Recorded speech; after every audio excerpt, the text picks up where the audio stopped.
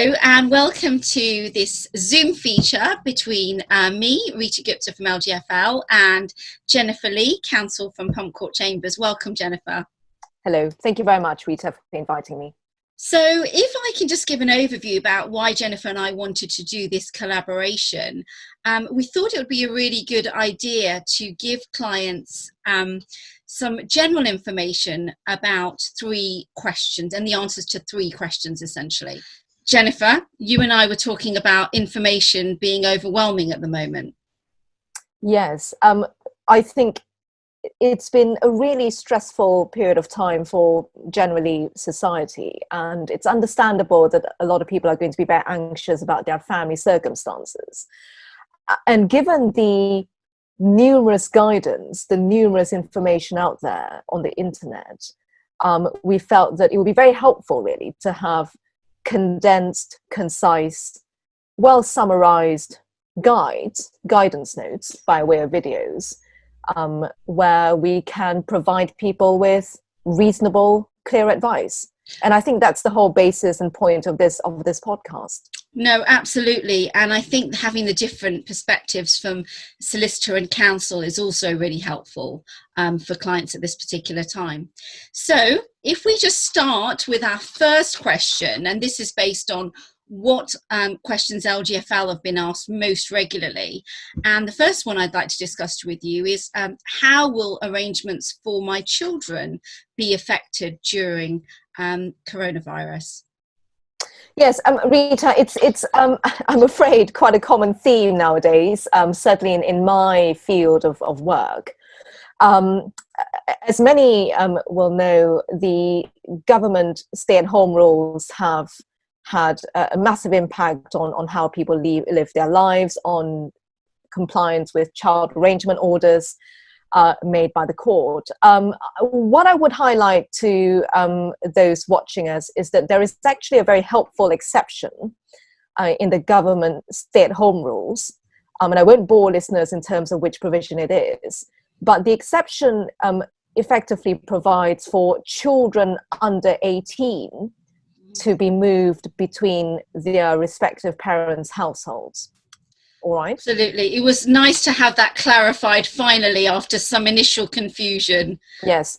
I have to also point out that it's not mandatory, though. This is not an obligatory sort of guide from the government to say that you must move a child under 18 between 2 households. And that is has now been further clarified by guidance issued by the president of the family division, the senior judge of the family court, where effectively the guidance very much confirms that parents, if they agree between themselves for health and safety purposes and in compliance with the government stay-at-home rules, to vary the child arrangements order that is currently in place between them, they can do so, provided, of course, it's always reasonable and sensible. Now, you might, Rita, I'm sure, have a lot of experience and possibly queries from potential clients in relation to what happens if if one parent chooses to suspend contact arrangements without the other party's agreement. Absolutely. And I think those cases will be clearly trickier. But if I may just finish on the guidance from the president, that's also covered in the guidance. And the message there is that a parent or someone with parental responsibility can suspend or vary the child arrangements orders, provided, though, they are always acting reasonably and sensibly in light of official advice and the circumstances relevant to that child or family. So it's very much a case-by-case basis. Absolutely. And I know, Rita, you'll go on to talk about this, but importantly, you would want that person to ensure that any decision to suspend or vary is well documented, to set out your reasoning very carefully as to why that decision is made. And also, very crucially, I think, to ensure that alternative arrangements for contact are put in place. We are now living in a world where technology is very convenient. You know, if there's no direct contact, why not FaceTime or Skype? Absolutely. I can say that we've experienced inquiries from both sides of those arguments. And what I've said quite generally to clients is you have to make decisions which are child focused and are in line with their welfare. Now, you know, what a parent thinks is in their child's welfare can differ. It's full of shades of grey. But ultimately, I agree that parents need to set aside differences at the moment and look at their child and what is in their best interest. If there is a genuine risk to their well-being and their health as a result of current circumstances, they need not to be in a position whereby they're enforcing a court order or an arrangement that's been in place for some time, and take a more common sense approach to vary things temporarily. However, in the alternative, it shouldn't be used, these current circumstances shouldn't be used as a way to present obstacles in a parent seeing a child and to make things more difficult. Because I think the children at the moment are, you know, everybody's in a vulnerable position, and particularly children. And for them not to have the security and the regularity of seeing one parent could be highly damaging long term. So we have to give advice to parents to really take a step back and look at what's best for their child. I mean, I think the Kafka's guidance is really helpful for clients to read because it's written in a way that's much easier to understand, I think, as a parent rather than a practitioner. And I agree. I think indirect contact, there is no reason why indirect contact can't happen. If it's a situation that there are valid reasons why the child can't go between households, indirect contact is available and should be promoted and encouraged. I also think that, you know, this is the time to also encourage children to speak to grandparents, even if they're on the other side of the family. You know, looking at it from the child's identity, the child's well-being, it's really important that they get to speak to their grandparents. They might be naturally really concerned about their elderly members of their family. So this is the advice that we've been given. But one of the things I was going to speak to you about was step families. I mean, that presents an obvious risk when there are these blended families and children in both households. Well, yes, Rita, I'm very pleased that you brought that up because I've actually had to advise in a couple of cases involving separated parents with stepchildren of their own. And I think this must relate back to the message that we've just been talking about a moment ago, where parents, those exercising parental responsibility, use their judgment as parents to act sensibly and reasonably in light of the circumstances that they individually as a family are faced with. There is no reason why, in the current guidance by the government and also the president, why a child living in a household with step siblings should not be moving between, say, mother's house and father's house in compliance with any contact arrangements. However, if, for example, a step sibling living in a household is a vulnerable child, has particular health reasons, I can see that that would be a very significant concern and a very valid concern,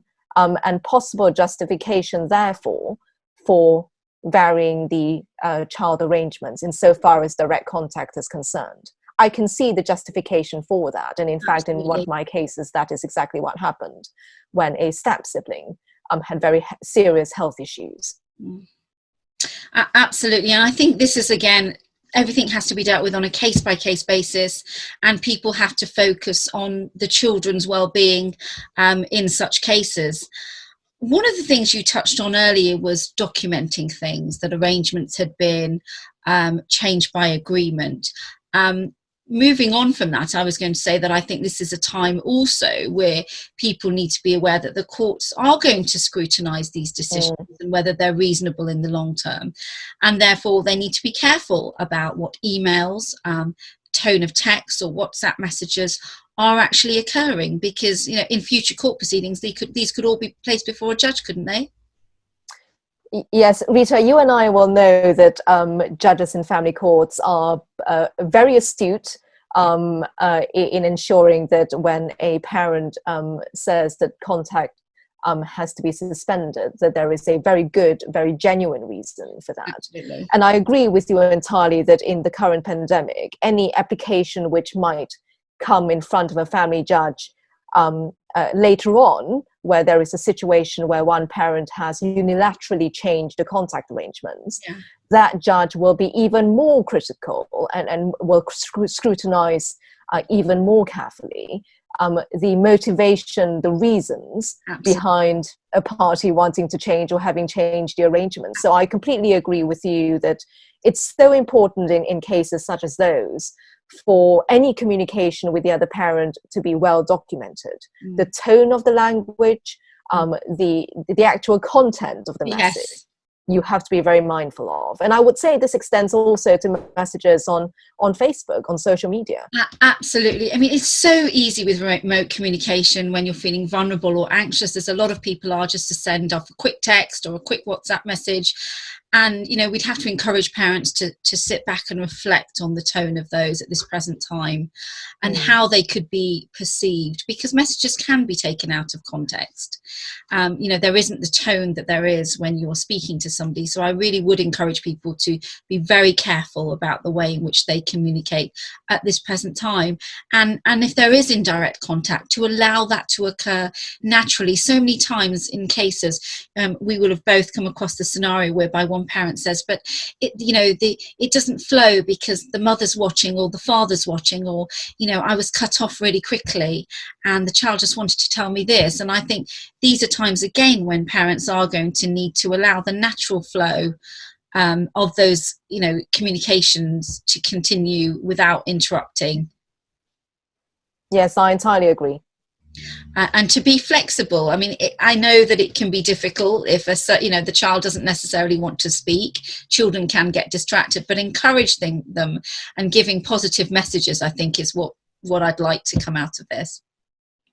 Yes, Rita, and the key message, if those parties want to look at the president's guidance, you know, it's always about making sure that the spirit of any child arrangement order, the fact that this child or children have the right to have a meaningful relationship with the other parent, that spirit is upheld.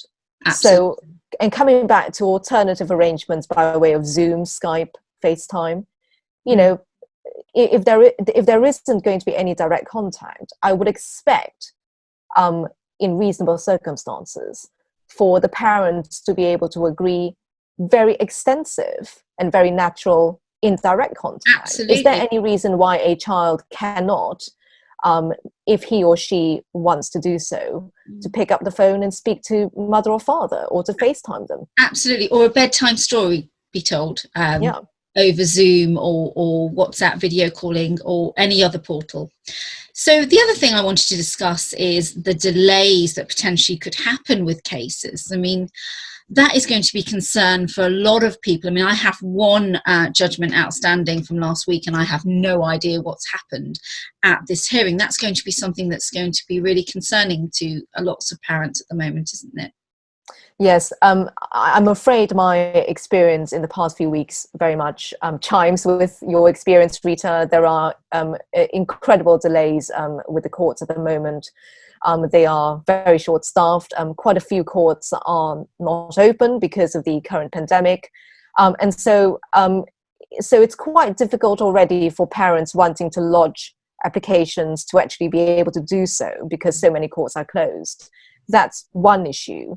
The other issue also is that because of the current strains within the court administration, applications are being issued. It takes much longer for applications to be issued. Yeah. And also it takes much longer for hearings now to be listed. Yes. Which highlights, I think, the importance of trying to resolve any issues that you might have with the other parent in the current climate amicably, because going to court, in my view, it has always been a last resort, but I think particularly in the current pandemic, it really does have to be the last resort, because it will not be a quick process, I'm afraid. No, absolutely. I mean, last week I managed to resolve a dispute just by some simple correspondence. And, you know, I would encourage parents to try and look at different avenues at this present time. Invariably, there is going to be a huge backlog of cases such as these. At the moment, the court have to prioritise those that are most urgent. And I think that brings me on to my next point, that we probably need to conclude by saying that obviously the advice that we've been giving now is when a child is not at any real or severe risk. Now, in those circumstances, that's a very different scenario, isn't it? Yes, I mean, I've told many clients before, and I'll repeat this message: if there is a very high risk to a child, immediate risk, you know, don't wait. Call the police, notify social services, and actually, if an application needs to be made to the court, mark it urgent. The courts, despite the very real strains in the current system, are ensuring that urgent cases are prioritized. And so by all means, you know, make the application if required, mark the application as urgent. And I would also say, Rita, that it's important, particularly given the current circumstances where it's very difficult for a lay party to really liaise with the court and ensure that hearings are conducted effectively. And given possibly the urgency of the situation, the risk to the child, that they seek immediate legal advice. No, absolutely. For example, you know, seeking advice from LGFL. We know that, you know, the lawyers will be on hand at all times, and it's so important to ensure that you have early advice. Absolutely. And I think, you know, there's lots of information out there about the emergency relief that is available. Women's Aid, Mankind, which is the male domestic violence charity, that are there to help, social services. All of that information is available. And in fact, we've put a fact sheet out there with all the relevant numbers. But I think, you know, if there are those urgent circumstances, clients have to act and have to contact the relevant authorities. The advice that we've spent most of the time discussing is in probably what, you know, the run-of-the-mill cases where, you know, risk is not as high as, you know, domestic abuse cases, for example. In those circumstances, everybody is particularly geared up to be you know, aware of those challenges and to ensure that quick action is taken. I think everybody realizes that at the moment children are potentially being exposed to scenarios that they wouldn't, you know, in ordinary circumstances if they were at school. So I think that you know, also contacting the children's school. There are, you know, most schools have got a pastoral system and a welfare safeguarding structure in place, haven't they? Yes. And Rita, if I may also add before we conclude on this, domestic violence, of course, has a very, very harmful impact on children. Absolutely. But of course, the other consideration is domestic abuse in relation to the other parent.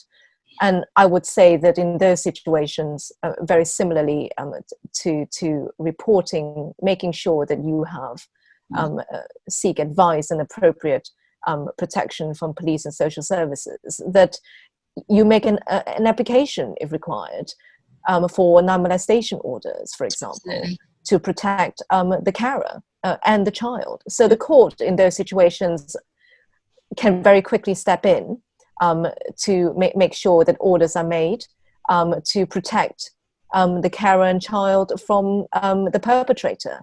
So despite us having talked about the delays in the court system, I have to say that the courts are still incredibly good and making sure that urgent cases are appropriately dealt with. No, absolutely. Thank you, Jennifer.